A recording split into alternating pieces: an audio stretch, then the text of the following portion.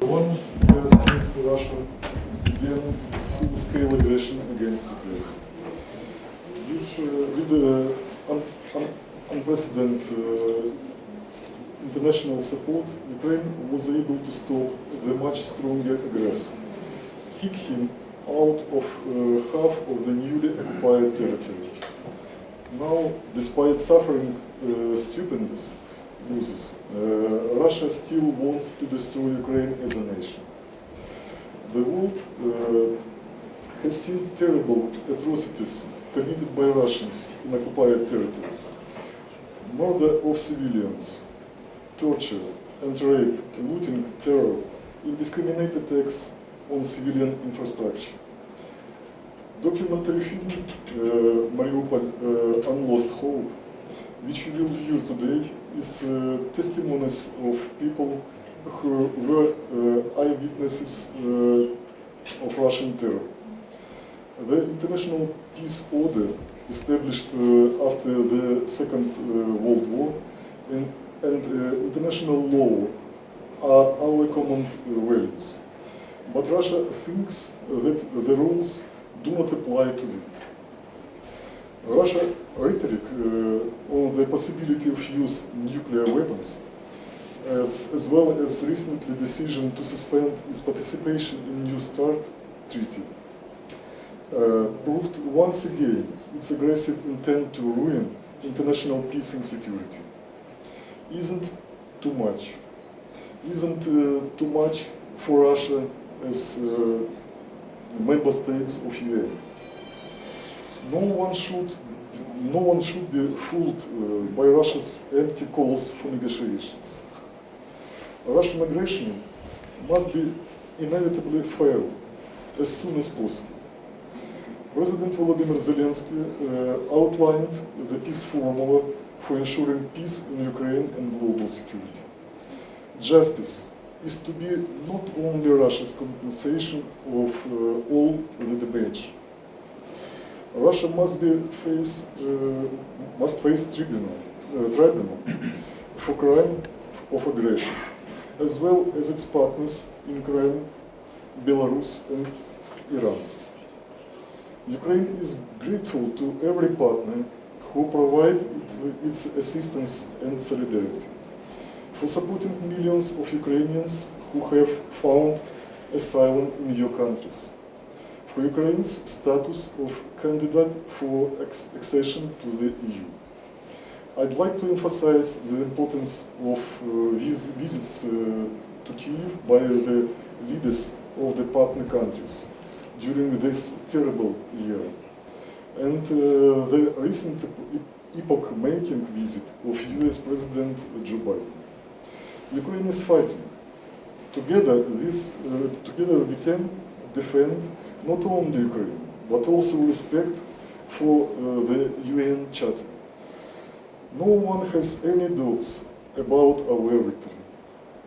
Dear colleagues, your participation at our event means a lot to us. Thank you for your support. I am glad to introduce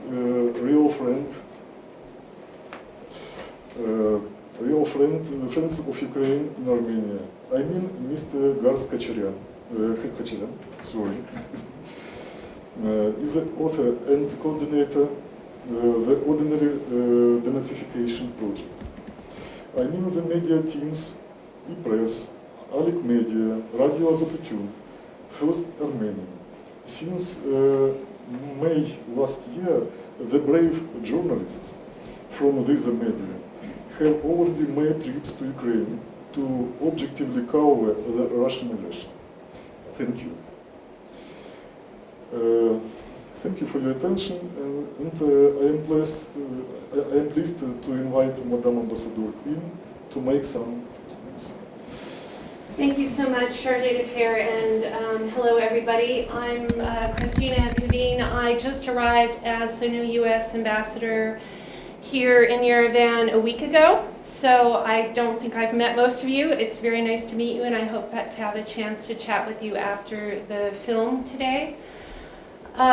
Marking the 1-year anniversary of Russia's unprovoked attack and war against Ukraine is personally painful for me.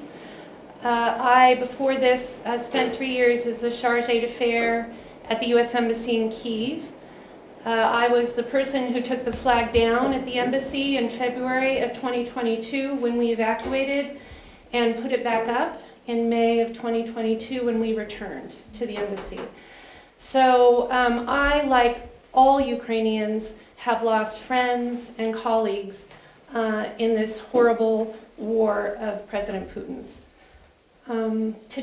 This morning, I went to the Genocide Memorial here in Yerevan, and this afternoon I met with internally displaced persons from the Nagorno-Karabakh War.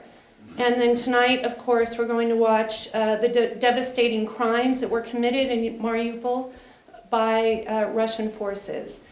All of these things today just remind that the outcome of conflict is devastating to people and to countries, and that we all need to do everything we can to bring peace and security to people and to countries. So with that, I'll just say, Slava Ukraini.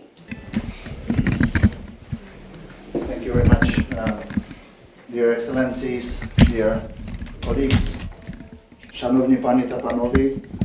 It's been a year of terrible atrocities, crimes against humanity, torture, but it's been also a year when we got united. I'm very happy that Ukraine has the candidacy status with the European Union, and I really hope that it will join the EU quite soon. I'm also happy that we got united in Europe and over the Atlantic, and we feel this unity against the Russian aggression all together.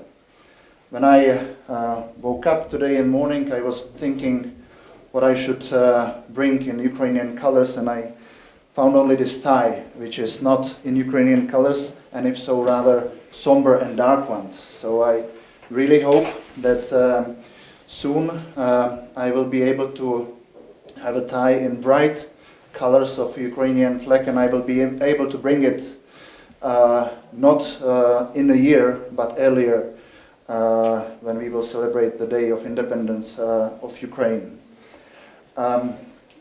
I remember the times when Andrei Deshitya, the former Minister of Foreign Affairs of Ukraine, and coincidentally also a friend of mine, was dismissed because of using depletives against the Russian president.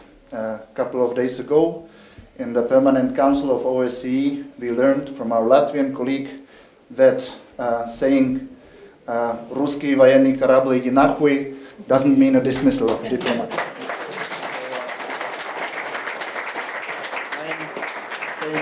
Дякую, слава Україні. Thank you very much. On behalf of the Polish Embassy, I just wanted to add that Ukraine's victory in this confrontation is absolutely crucial for us, and that we are very happy to see that so many countries in the world, including very distant ones, actually share our perceptions and understanding of this conflict. For us, this is not only about military and financial aspects, it's also about millions of refugees, mostly women and children, who came to our country after the 24th of February last year. And here I have to say that we are also very proud of the attitude of the Polish people, especially the ones who literally opened the doors to the refugees. We believe that with this collective effort and support, Ukrainian armed forces will be able to send all Russian troops which are currently attacking and occupying sovereign territory of Ukraine to the same place they have sent this infamous Russian military warship Jan mentioned some months ago. So thank you very much. Прошу прощения, я буду говорить на русском. Всех приветствую и благодарю за принятие нашего приглашения совместно с посольством Украины. Я думаю, находящиеся здесь люди не понаслышке знают об агрессии России. Вся мировое сообщество с утра до вечера говорит об этом. Но я сегодня хочу очень кратко говорить об очень таком символическом и таком огромном изобретении человечества. Это про мостов. Мосты, которые сегодня во всем мире разрушены, особенно в Украине. Мы там видели много разрушенных мостов. Но эти мосты иногда по-другому называются. Иногда они называются коридорами, которые могут просто так закрыть эти коридоры и не дать соединить берегам и странам и людям. В данный момент, последние годы, очень много мостов было разрушено между Арменией и Украиной. И наша задача сегодня восстановить и привести в порядок этих мостов. Такими мостами за всю эту историю между Арменией и Украиной были такие люди, как Сергей Параджанов. Сегодня проживающие в Киеве немало и не меньше принес вклад в украинский кинематограф такой режиссер, как Роман Балаян.